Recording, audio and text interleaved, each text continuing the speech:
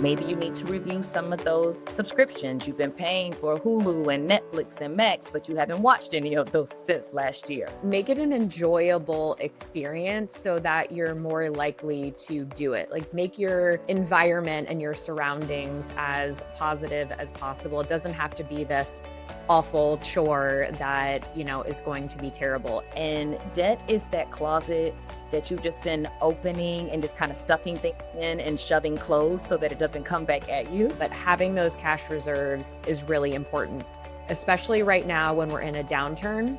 We don't want to have to sell investments in a down market, right? We do not want, even if we do have those investments, which is great, we don't want to have to access them when the market is down.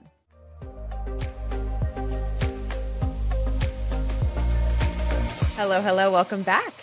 Hi, good to see you. Hi, so great to see you as well, as always. Welcome back, everyone, to Living Richly with Curo, episode number 47. My name is Anne McCabe. I am the CEO and a partner here at Curo Private Wealth, and I'm joined, as always, by my lovely partner, Atricia. Hello, I am Atricia Roberts, COO and partner here at Curo. Thanks for coming back and hanging out with us. Yes, welcome. And welcome, hopefully soon, officially to spring. Yes, please, finally.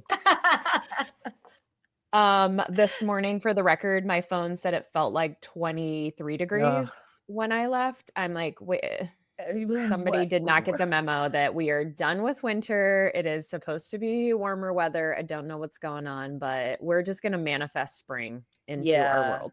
Yeah, I think I may have mentioned it before. Spring equinox is like my new year this year. Yeah, exactly. So I'm so looking forward to it this weekend. But at least we got some sun today, so it might be a little cooler, but at least it's sunny. It's not gloomy and rainy. Yes, this is true. It's not gray anymore because it was gray for a few days. Yeah. Well, we are going to kick off the spring equinox with a little financial spring cleaning because why not? Yes, exactly. So as always, if you are just joining us for the first time, welcome. And if you are an OG regular, welcome back. And thank you for the support. We are here to inform, educate, inspire you on your financial journeys. And today we're going to talk about some spring cleaning for your finances, some specific steps you can take to declutter and have that great feeling just like you do after you're done with spring cleaning, not while you're doing it, right? To be clear. But before we do that, let's do a little A-team catch up. So how are you doing? I'm doing well. I actually have a little bragging moment. So, last week we started talking about my golf coming back and the golf season kicking off.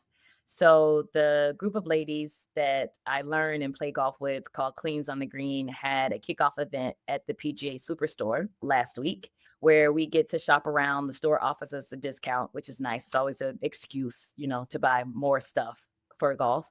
But we ended with a putting contest, kind of like closest to the pin, right? So whoever gets the ball closest to the pin. So the rules were you get one practice putt, and then you get two. Best out of the two would actually count. I sank my putt on the practice putt. Oh my God. Did that count? It counted, yeah. So, okay. But then another lady sank her second shot, which I felt like I still should have default just one because I sank it on the first one. Anyway, so the two of us had to go to a playoff, and I almost made it again, but just missed, like just lit the cup. She got a little bit of a assist because she went past the hole. She putted too hard, but there's a little stand. We're in a store, right? So there's like a retail stand. Her ball bounces off the stand and comes back toward the hole. So it didn't drop. But again, the rules are closest to the pin. So she won the $50 gift card. So that sucked a bit. But the point is that I haven't swung a golf club since last August. So the fact that that was like my first time even trying to putt again and to get that close, or to make the first one and get really close on the second one, I was like, oh, this is fantastic. I bought that's amazing. No rust to shake off whatsoever. Just like back at it. Yeah. And I didn't have my clubs. So we were using just some of the, I guess they have like used ones for sale. So they let us just like pick up one to putt with. Because I putted so well, I bought the putter. So Yeah, of course. I was like, I gotta have Duh. this. This is coming home with me. So Yeah. anyway, so that's It's what's got up with good me. juju. Yeah, I'm feeling excited. I'm like, oh wait, I might actually be okay at this season. Yeah, that is amazing. Yeah. Oh, that's awesome. I wonder because so much of golf is like it's about knowing what to do properly, but it's also Right. sometimes then about like forgetting because Yes. sometimes when you get in your head and you're thinking too much, or if you've done too many lessons recently and you're trying to remember all the things that they've taught you, I wonder if there's something about just like starting, your first time back at it in the season, not like thinking about it too much and just kind of letting it Yeah. rip. I wonder if there's something there. Oh, it's gotta be. Yeah, because there was Yeah. definitely I think it was a combination of not overthinking it, because in my mind, it's like, "Oh, this is just putting for fun." And Yep. then also not the pressure, right? The pressure of feeling like you have to support a team, like you're not Exactly. playing on a foursome, or it's like, "Oh, we're just playing around." And I think that sort of casual attitude helped. So I'm gonna try to take that same sort of casual, fun attitude and spirit into golf this season. Yeah. We'll see once you We'll get out on the see. course and it's like Yeah, I'll keep you posted, but now I do an start lessons actual next month, so maybe the casual thing kinda goes away a little bit, but yeah. anyway, I'm That's excited. fun though. Yeah, that's awesome. Yeah. You Yep. are the winner in my book Aw, for thank what it's worth. you. Of course. Always. Alrighty, what's going on with you? Enough of me. Nothing much. I was just telling you before we hit record that I had a great night's sleep last night and got a really great workout in this morning. So I'm feeling good. My boys and I leave on Wednesday up to New York for the last Mhm. hockey tournament of the season, which is really exciting. We're going up to Lake Placid where the Mm. 1980s, if you've ever seen the movie Miracle, it's Mhm. about the 1980s Olympic ice hockey team. So my older son is actually playing on that same rink or on that same ice, which is really cool. So Yeah. it's going to be a whole experience, a very long car ride to get there, which that part Ugh. I'm not super looking forward to, How long is but the drive? 9 hours. Yikes. Hmm. 6 is my cutoff. Yeah. I was thinking about flying, but like with all the hockey gear Yeah, and with the stuff, and gear then and renting a car, yeah. couldn't be bothered. So we're just gonna push through and make it happen. But we're all really excited about it. They have like all these activities planned, including like a family skate, which will be fun. Oh, that'll be fun. So yeah, it'll actually be my second time on skates in a week because for my older son's birthday, his activity that he wanted to do with the whole family was everybody to go skating, which was hilarious. Wally hadn't been on skates since high school. So that was humorous. He did great. He Good. did great. But yeah, my second time on skates in a week. So here we Yeah. go. Here we Yeah, go. It'll another be fun. an yeah, another trip. Hopefully, this is your final cold weather trip, though. It Like, is for the season. Yeah. yeah, It's our last tournament, away from the area. So good, good. Well, that's exciting. it's always a long season. I mean, the season began in September and it's March. Yeah, Like it's a very long, jeez. it's a very long season. Yeah. Well, I And they're wish. playing spring hockey too. So at Oh least we don't have to no. go. At least we don't have to go away for that. But yeah, it's So, not so over. hockey at this age is just year round, is what you're telling me. It can be for my kids. It is not every child, like other kids who are into other sports play a different sport in the spring. Not my Okay, kiddos. They're like, give me more hockey. got it. Okay. Yeah. So Well, good luck, goalie. Hope it's a good tournament. I know. Yeah, over the weekend, I was like, vitamin C, get your rest, like, don't touch anything, wash your hands, like, you are not allowed to get sick. He's the only Right. goalie for his team. So, last tournament of the season, he's like, okay, mom. I'm like, I'm serious. All right. I hope you guys have a great So, time. thank you. Thanks. It'll be fun.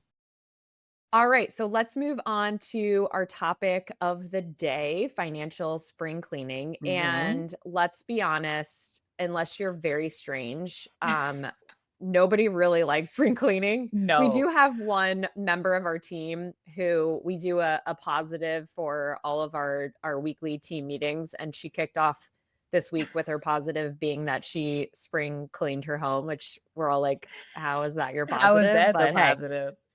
So maybe for Caroline, shout out to Caroline. Maybe for her, she enjoys spring cleaning, but most of us don't enjoy it while we're doing it. But the feeling, yeah, the feeling when you're done, when you are decluttered and you feel light and everything feels organized, that feeling is amazing, right? So we want you all to have the same feeling at the end of this financial spring cleaning with some of the specific strategies that we are going to share with you. And these are all super simple. And we just want you to pick a few, but knock these out over the spring, and you too will feel that lovely light sense that we all feel Yes. after we're done with spring cleaning. Yes. Think about that moment of being done and you open the windows and the house is full of light and fresh air. That's how we want your financial life to feel. Exactly. That moment. Yeah. All right, Atricia, why don't you kick us off with the first strategy? Yeah, and I feel like I always get stuck with the hard ones because this is probably one of the ones that people want to avoid the most. I know. But where we would recommend you start is a review and a refresh of your budget. And I know that for some people that is a bad word.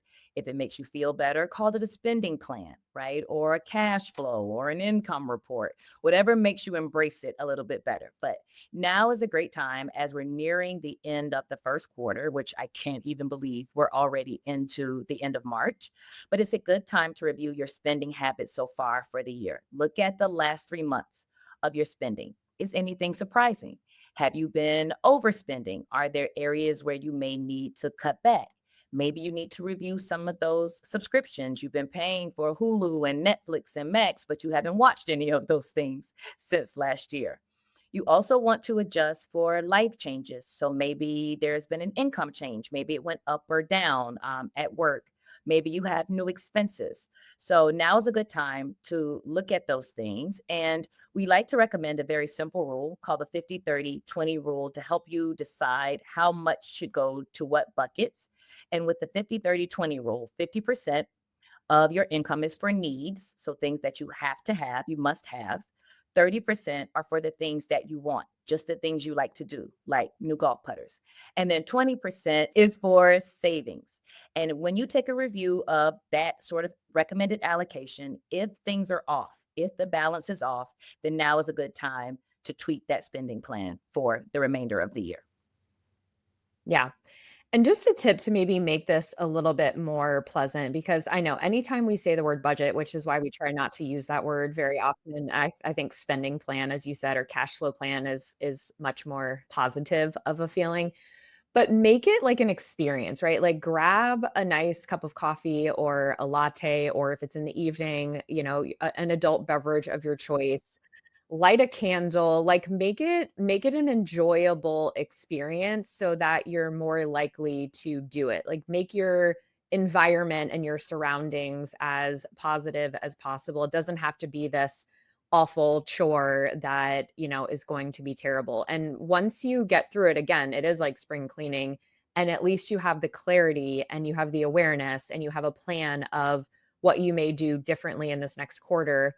It can be a very positive experience. Yes, absolutely. And many banking apps where you bank or where you have your credit card also offer features that help you to categorize many of your expenses. So that's always a good way to start. Like if you have that functionality, and that way you don't feel like you're just starting from scratch and trying to think of things, from the very beginning. All right, number 2, something else we talk about all the time, cash reserves, also known as an emergency fund. So take a look at how much you have access to in liquid assets. Think checking account, savings account, high yield savings, money market. We're not talking about non-retirement investments that you would have to sell to get access to. We're talking about actual cash. And this is probably one of the most common topics that we talk about both on this podcast as well as with clients every day, because having a secure cash reserve is ultra, ultra important. We are actually doing a webinar later today all about job transitions and dealing with uncertainty. And again, one of the first things we're going to talk about that helps you get through a transition, or if you are scared about losing your job, is making sure you have enough cash reserves in the event that you do lose your job or that there is an unexpected expense, having that liquid savings is really, really important. So if you need help determining how much is appropriate, go back to episode 4 that we recorded of this podcast, all about cash reserves. But the gist is it depends on your life stage and the situation you find yourself in. But rule of thumb is if you are currently working, you want to have somewhere between 6 months and a year of your expenses set aside in cash. So that will give you a sense for how you're doing with cash reserves. For our clients who are in retirement or getting close to retirement, we really want that number to be closer to like 18 months to 2 years of the income that their portfolio needs to generate. So we take their expenses, we back out their fixed income like social security, pensions, we get that net, and then we multiply that by, 1.5 or 2 depending upon the situation. But having those cash reserves is really important, especially right now when we're in a downturn. We don't want to have to sell investments in a down market, right? We do not want, even if we do have those investments, which is great, we don't want to have to access them when the market is down. Right. Absolutely. And again, the unexpected inevitably always happens, right? We expect the unexpected, and having that reserve just gives you a little cushion just in case. All right. So the next one, again, I get all the heavy ones. Sorry, I love you. It's okay. Love you too. The next cleaning task is debt. And debt is that closet that you've just been opening and just kind of stuffing things in and shoving clothes so that it doesn't come back at you. You've been meaning to clean it. It's not fun. But once you get organized around debt, you'll feel a whole lot lighter. So we've talked about this on this podcast before, but you always want to pull a credit report, which you can access for free each year at annualcreditreport.com. This will give you a list of what is currently in your credit file, how many accounts you have open, how many inquiries there have been into your credit history. It'll also let you determine if there are any things opened in error, right? Or something maybe fraudulent that has come up. It's a good chance to review that and make sure it's as accurate as possible. But you want to use that as a first step to be able to add up all of your debt, and you want to prioritize paying off the debt with the higher interest rates. So those would be things like credit cards, right? You want to look at your credit card debt balances. If you are carrying balances, those rates are probably even higher than you realize. Sometimes anywhere from 16 to I've seen as high as 23 or 24%. So you want to prioritize getting that debt paid down, if not completely paid off. And there are opportunities with your credit companies to negotiate lower interest rates, or maybe even refinance through some sort of a consolidation, balance transfers, maybe a line of credit.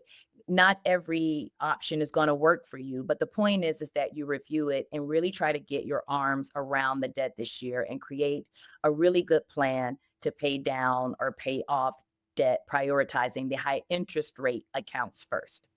Yes. The good news about interest rates is that on those high yield savings accounts and money markets, we're getting a good amount of interest on our cash. The bad news is if we have credit card debt, those interest rates have also gone up, and just loans in general have gone up. So want to make sure we get our arms around that.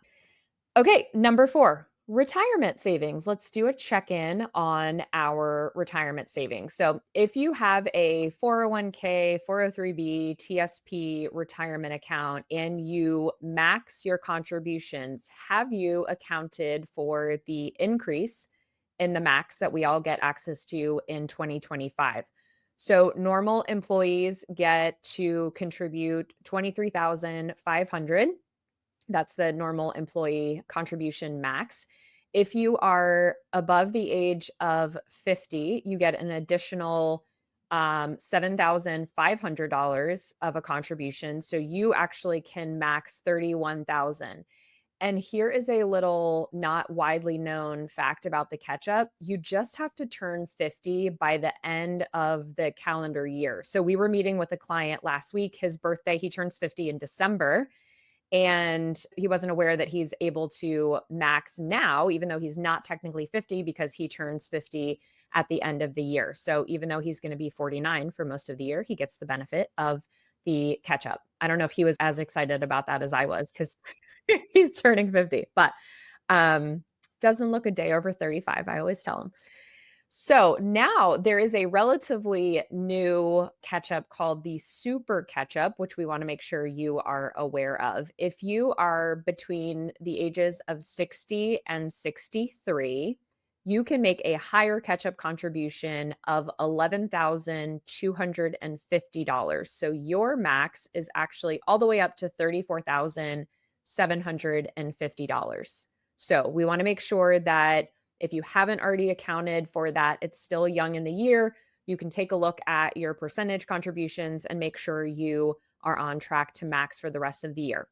If you are not currently maxing your retirement, please make sure, in most cases, it makes sense to take advantage of the employer match. So if your employer matches 4%, you want to try to fund 4% because that is free money. And as we always say on this podcast, free money is a beautiful thing. So make sure you take advantage of it. Absolutely. And just as a note, you may work for a smaller employer and not have a 401k. Maybe you have a simple. Again, your contribution as an employee is a little bit lower, but you still get the super catch up contribution if you're between the ages of 60 and 63. So reach out to your plan administrator and ask what those numbers are for you this year. And then our last and final tip for spring cleaning is about insurance and beneficiaries. So now is a good time, and it's typically always a good time to review life and disability insurance coverages to ensure that it's sufficient and to check the beneficiaries of those policies. So it's often that we'll meet with clients and we'll see many of them may be overinsured or even underinsured. In many cases, they probably need more, especially around disability insurance policies. You want to double check those coverages. You want to see what percentage of your income your disability policy will actually replace and for how long, if any, you will have to wait before that kicks in. It's called an elimination period. So you want to double check those coverages and make sure that you understand. And you also want to make sure that the beneficiaries of not just your insurance policies, but also any retirement plan accounts, like Ann just mentioned, are also current and up to date. Is your ex-spouse still listed as the beneficiary? Those are oftentimes things people forget when, marriages end or partnerships end. Have you taken a look at those accounts and updated those beneficiaries? Because even if you have a will, a beneficiary designation will trump that will. It will bypass probate.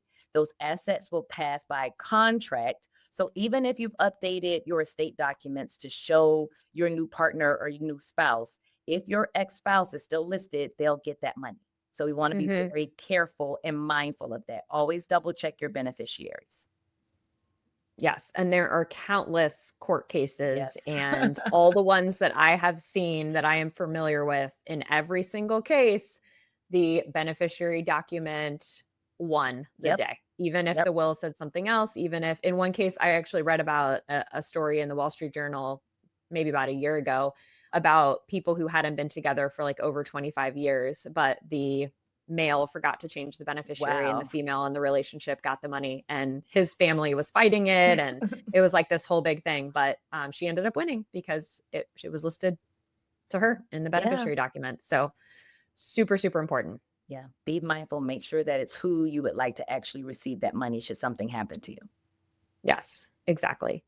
All right, y'all, here's your challenge this week. Pick 2 or 3 of these spring cleaning financial topics and tackle them. And then we want to hear from you so you get credit. If you don't tell us, you're not going to get credit. So tag us on Instagram at Curo Private Wealth and let us know what you tackled, how you feel.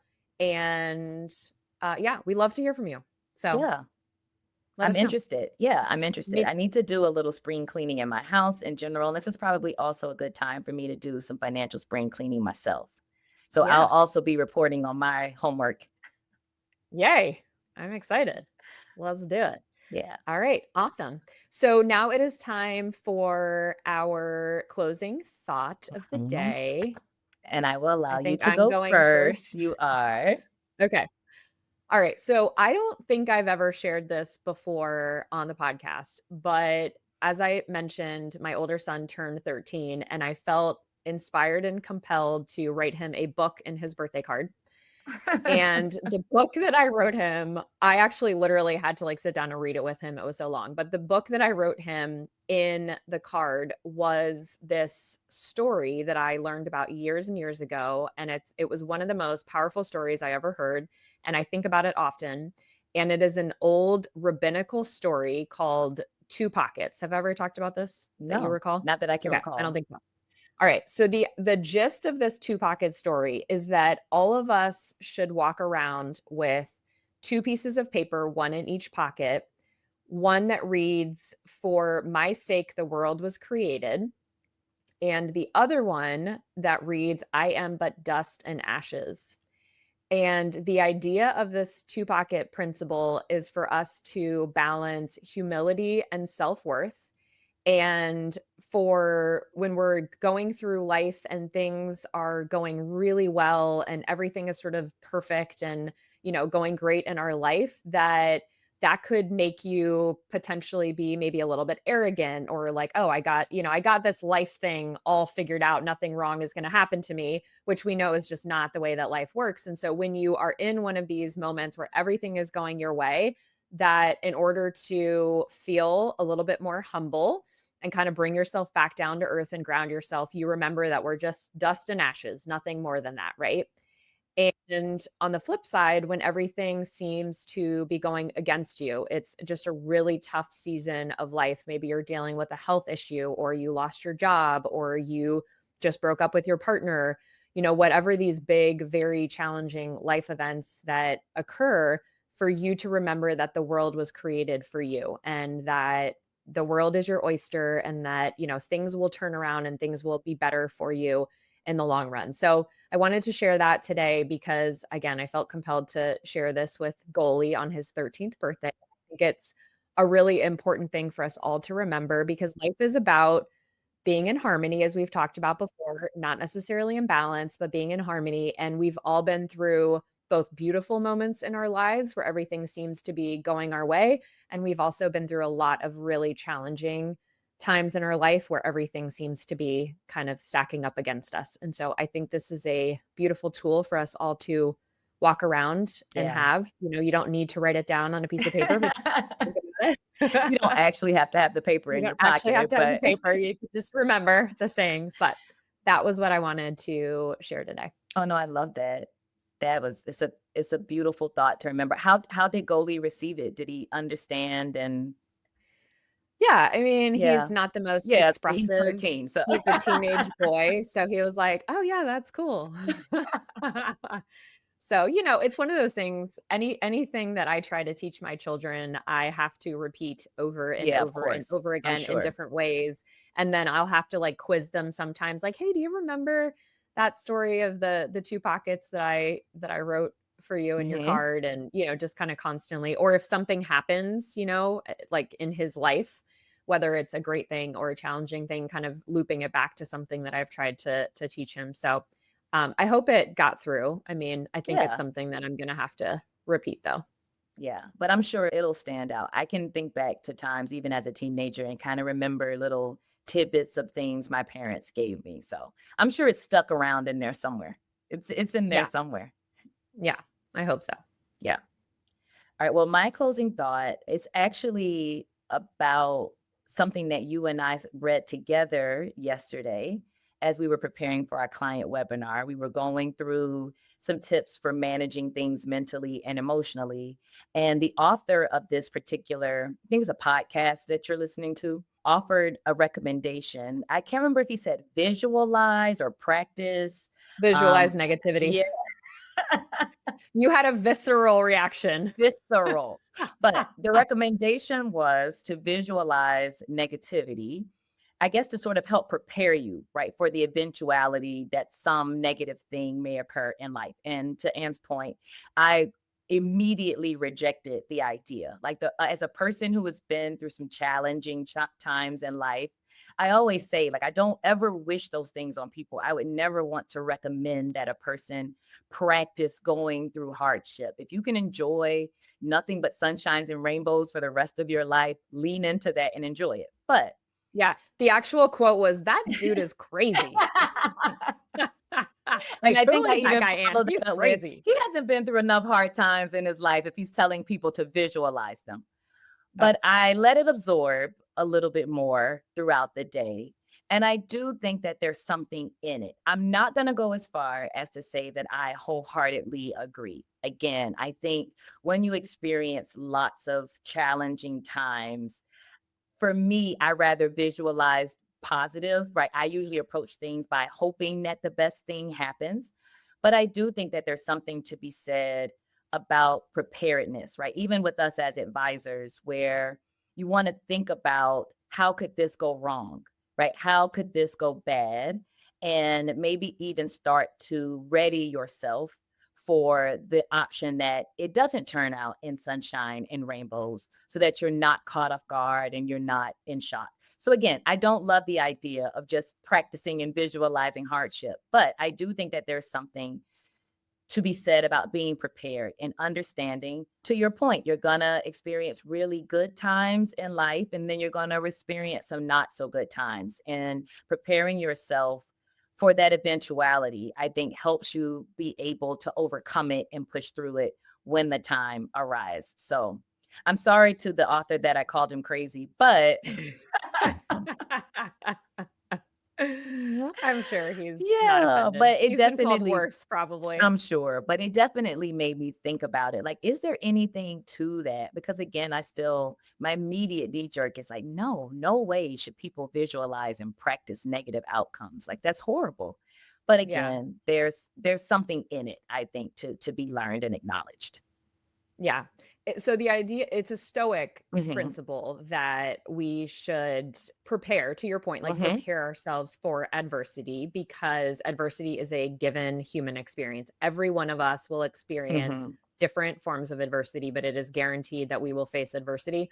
And so it's a little bit like exposure therapy. Like if Right. someone, like my 15-year-old stepson who is terrified of like daddy long legs, like not just Mm. disgusting spiders, but like daddy long legs, the idea is expose yourself so that you get over this fear. Or I also think about, pilots and people who work in airlines preparing for emergencies. Like, what are you going to do if something happens to the plane and you need to do an emergency landing? So I'm with you that I believe in positive visualization and I believe in the law of attraction and I believe in manifestation. So I don't think he's saying like sit there Yeah. and hope, but I do think that he's saying adversity is guaranteed, and so it's important for when you experience adversity for that not to be the very first time and you're just Right. caught off guard and not prepared and your life crumbles because you don't have the tools necessary to get through a hard time. But it's so funny. I was actually this morning when I was working out, I was thinking a lot about that conversation that we had yesterday and your reaction. I was like, wow, Atricia reacted so strongly to that. And I'm a happy little to a hear little that you also PTSD. I'm happy to hear that you also like noodled it and like Yeah. sat with it a little bit, that you didn't just like run away from the No. discomfort that that caused for you, but you kind of like digested it and you're not fully on board but can see how that Yeah, could I can be see how. I mean, possibly. if Yeah. I think about it like a vaccine, right? It's what vaccinations are. It's like exposing Yeah. your body to Yes. small amounts to teach your body how to repel it, right? Or how to get rid of it or how to heal itself from it. So if I think about it that way, then it's better, I think, for me to be able to receive and understand the lesson in that. Absolutely. Yeah, I But think it, that's a it great took it took analogy. me a day. It took me 24 hours. That's not a long time. It's not a long time. So, it's good. That's awesome. Thank you Yeah. so much for Of sharing, because course. it's so funny that both of us were and we, by the way, we read like 15 different Right. things, but that was the thing that I was like, "Oh my gosh." Oh, Oh. sorry about Well, that. thank you for I'm No, back. don't be sorry. Nothing, definitely nothing to apologize. Thank you for sharing both your experience as Yes, well as the kind of conclusion that you came to right. after sitting with it for a while. Because I think it's important when we have, reactions like that, it's important to like sit with that discomfort, sit with the, maybe we vehemently disagree with something that soone's saying. Like, it's good to just think like, why do we vehemently disagree with Why that? was Like, I what's so going struck on? by that? Right. And is there anything Yeah. to it? Right. I'm always open to changing my mind. Right. So it's like, is there something to this? Let me reconsider. Right. Exactly. Awesome. Well, thanks for sharing. Of course. All right, y'all. Well, that wraps us for the week. Just a reminder, as we always do, if you have questions that you would like for us to answer on the podcast, we would love to do that for you. So please send your questions into podcast@Curo Private Wealth, and we have a little bit of an incentive gift for you. So if you do send those questions in, we will, and we answer it on the podcast, I should say, we will send you an Amazon gift card as a thank you for taking the time to share your questions. We've had some great ones, and please keep those coming. Also, make sure to subscribe, give us the 5 stars, the likes, let us know what you liked about the episode. And please don't forget to let us know what you decided to do for spring cleaning on Instagram. Homework is due. Homework is due. Yes. We want credit, right? We all, at least me and Atricia are A students. We like the credit. We want the credit. So thanks again for tuning in. We will see y'all here again, or listen to you here, or you will listen to us here next week. Until then, live richly. Thanks again for tuning in. If you enjoyed today's episode, please be sure to subscribe and share it with someone who might benefit from it. Friendly reminder that this is for informational purposes only.